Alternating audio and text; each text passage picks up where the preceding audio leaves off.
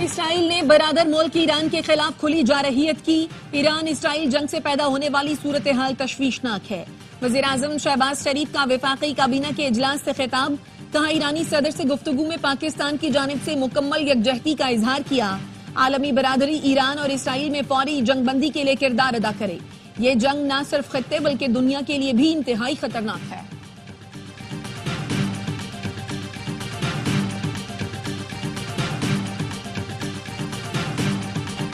امریکی صدر Donald Trump آج فیلڈ مارشل سید عاصم منیر کے اعزاز میں ظہرانہ دیں گے. فیلڈ مارشل عاصم منیر کی امریکی صدر ٹرمپ سے اہم ملاقات ہوگی. ترجمان وائٹ ہاؤس کا کہنا ہے فیلڈ مارشل عاصم منیر کو ظہرانہ وائٹ ہاؤس کے کیبنٹ روم میں دیا جائے گا. نائب امریکی صدر اور ٹرمپ انتظامیہ کے اہم عہدیدار بھی شریک ہوں گے.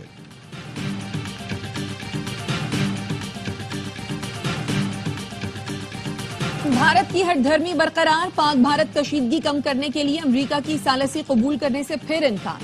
بھارتی سیکریٹری خارجہ وکرم مسری نے کہا امریکی صدر اور بھارتی وزیر اعظم کے درمیان فون پر بات ہوئی. مودی نے ٹرمپ سے کہا بھارت پاکستان سے تنازع پر نہ تیسرے فریق کی ثالثی قبول کرتا ہے نہ کرے گا. اس وقت کسی قسم کے مذاکرات کی ثالثی کی کوشش کی گنجائش نہیں. جنگ بندی کے بعد بھارت اور پاکستان کے درمیان براہ راست فوجی چینلز کے ذریعے ہوئی. وائٹ ہاؤس نے دونوں رہنماؤں کے درمیان بات چیت پر کوئی بیان نہیں دیا.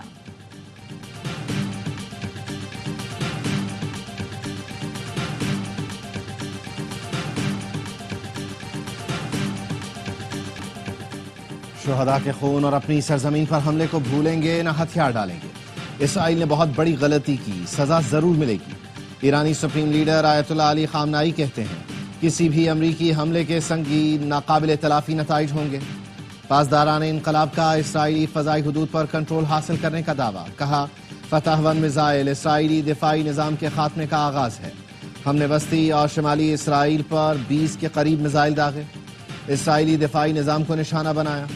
تل ابیب پر ہائپر سونک میزائل فائر کیے. میزائل حملوں سے کئی مقامات پر آگ لگ گئی. ایران نے موساد کے مزید 5 ایجنٹ گرفتار کر لیے. تمام افراد کو تہران سے گرفتار کیا گیا. ایجنٹس نے زہر کھا کر خودکشی کی کوشش کی لیکن ایرانی فورسز نے انہیں زندہ گرفتار کر لیا. پاسداران انقلاب نے 127 کلو گرام دھماکہ خیز مواد برآمد کر کے تہران کو بڑی تباہی سے بچا لیا. ایک شہری کی خفیہ اطلاع پر دھماکہ خیز مواد ضلع نواب سے برآمد کیا گیا. تہران کے قریب تنصیبات پر اسرائیل کے تابڑ توڑ حملے. اسرائیلی فوج کا کہنا ہے ایرانی سینٹریفیوجز پروڈکشن سائٹ اور میزائل فیکٹریوں کو نشانہ بنایا گیا. IAEA نے 2 عمارتوں کے تباہ ہونے کی تصدیق کر دی جہاں سینٹریفیوجز بنائے جا رہے تھے. گزشتہ رات ایران پر حملوں میں 50 سے زائد طیاروں نے حصہ لیا. اسرائیلی فورسز نے تہران کے قریب آئل ریفائنری اور رہائشی عمارت پر بھی میزائل برسائے. ایران کا اصفہان ہمدان میں ہرمس سمیت 14 ڈرونز اور ایک F-35 طیارہ گرانے کا دعویٰ. امریکی ہیومن رائٹس گروپ کا کہنا ہے اسرائیلی حملوں میں اب تک 585 ایرانی شہید 1300 زخمی ہو چکے. شہداء میں 239 افراد عام شہری ہیں.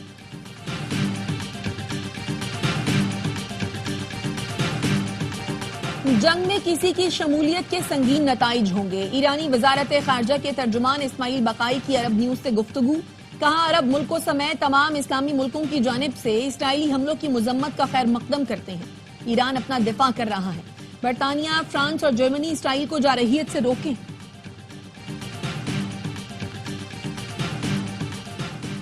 سینٹ کمیٹی برائے خزانہ نے ای کامرس پر ٹیکس کی تجویز مسترد کر دی. سینیٹر انوشا رحمان کا کہنا ہے حکومت دکانداروں پر ٹیکس لگانے کے بجائے آن لائن کاروبار کے پیچھے پڑ گئی ہے. آن لائن تعلیمی اداروں اور اکیڈمیز پر ٹیکس لگانے کی تجویز منظور.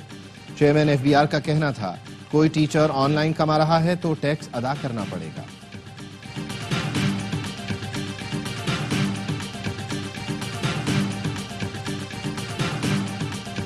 امریکی صدر اور فیلڈ مارشل کی ملاقات میں بانی PTI کا کوئی ذکر نہیں آئے گا. سپہ سالار ملک کے لیے خوشخبری لا رہے ہیں. سینیٹر فیصل وادہ کی پارلیمنٹ ہاؤس کے باہر میڈیا سے گفتگو. کہا PTI نے امریکہ میں احتجاج سے لاتعلقی ظاہر کی جو اچھا اقدام ہے. 4-6 آدمیوں کی بات نہیں، ملک کو بدنام کرنے کی بات ہے. تحریک انصاف بھی PTI پاکستان بن گئی ہے.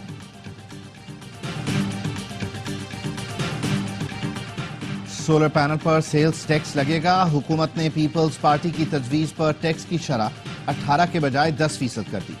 نائب وزیر اعظم اسحاق ڈار نے اسمبلی میں بات کرتے ہوئے کہا PIDCL کمپنی اب صرف سندھ میں نہیں بلکہ پورے ملک میں PWD کے منصوبے مکمل کرے گی. ڈیجیٹل پر ٹیکس صوبوں کا حق ہوگا.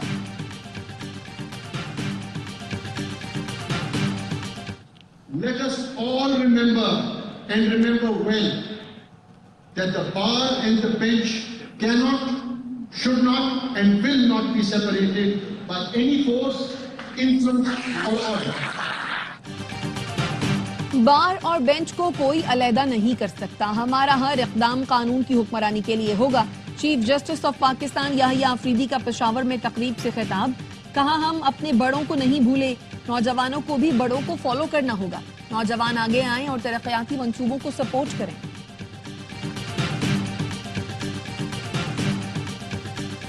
لوگوں کے لیے آج شرم سے ڈوب مرنے کا مقام ہے. جنہوں نے کیا کیا حربے استعمال نہیں کیے ہیں field marshal general Asim Munir صاحب کے اس دورے کو ناکام کرنے کے لیے. فیلڈ مارشل صاحب کی حکمت عملی کے ساتھ پاک فوج نے انڈیا کو ایک ایسا جواب دیا جو دنیا کے لیے اب اس وقت ایک کیس سٹڈی ہے.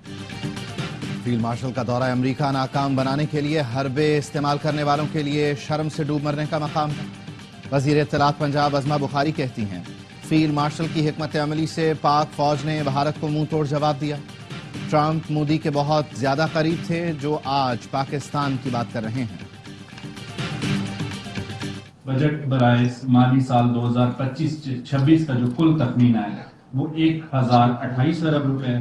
غیر ترقیاتی بجٹ کا جو حجم ہے وہ 639 ارب روپے ہے. بلوچستان حکومت نے کوئی نیا ٹیکس نہیں لگایا. بجٹ میں ترقیاتی منصوبوں کے لیے خطی رقم رکھی گئی ہے. بجٹ کا کل تخمینہ 1028 ارب روپے ہے. ترجمان صوبائی حکومت شاہد رند کی پوسٹ بجٹ کانفرنس. کہا 8 شہروں میں سیف سٹی کے لیے 18 ارب روپے مختص کیے. اخراجات میں کمی اور آمدن کو 124 ارب تک بڑھانے کی کوشش کر رہے ہیں.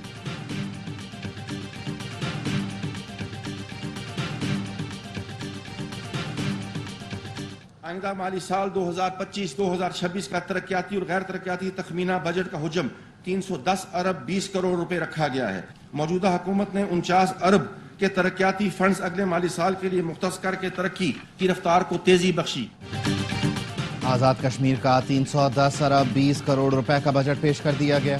وزیر خزانہ عبدالماجد خان نے کہا حکومتی کوششوں اور وفاق کی معاونت سے بجٹ میں 86 ارب 20 کروڑ روپے کا اضافہ کیا جا رہا ہے. مقبوضہ کشمیر سے ہجرت کرنے والوں کے لیے 6% کوٹا مقرر کیا گیا ہے. اور عطا آباد جھیل میں سیوریج کا پانی شامل کرنے پر ہنزا میں واقع ہوٹل کا ایک حصہ سیل. 15 لاکھ روپے جرمانہ. غیر ملکی سیاح نے سوشل میڈیا پر ویڈیو پوسٹ کی تھی جس میں ہوٹل کے سیوریج کا پانی عطا آباد جھیل میں شامل ہوتے دکھایا گیا تھا. غیر ملکی سیاح جارج نے ایکشن لینے پر شکریہ ادا کیا. کہا ان تمام لوگوں کا شکر گزار ہوں جنہوں نے ویڈیو شیئر کی اور معاملے پر آواز اٹھائی.